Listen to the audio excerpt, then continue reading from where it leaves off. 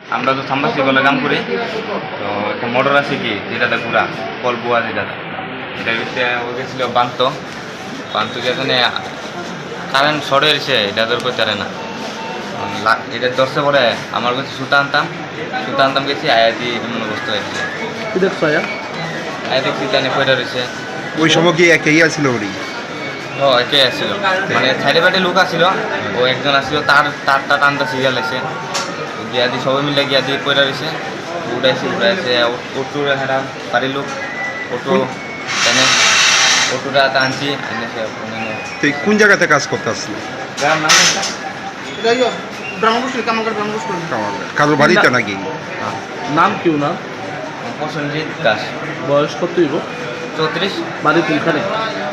ফুলতলি রাজ্যনগর। হঠাৎ শুনতেছি এরা ইয়ে করতেছে চিল্লাচিল্লি করতেছে, তারপরে এদিকে আমি শুনছি না, পরে হঠাৎ দেখি কারেন্ট শর্ট গেছে। কোনো জানি না, আমি তো এর সাথে আসলাম না। আপনার বাড়িতেই কাজ করতে আসছিল? কিসের কাজ? এটা সাবমার্সেল বলতে কতদিন যাবত চলতে আছে? না না, আজকে শুধু গেছে স্টার্টিং করতে কজন করছো তারা? 9 জন জানি। তারা সঙ্গে যখন ঘটনা হয়েছে তোমার সঙ্গে তারা আসছিল অন্যরা? অন্য লোক আসছিল, তারা আসছিল এরপরে শুনছেন নিয়ে কীভাবে হয়েছে?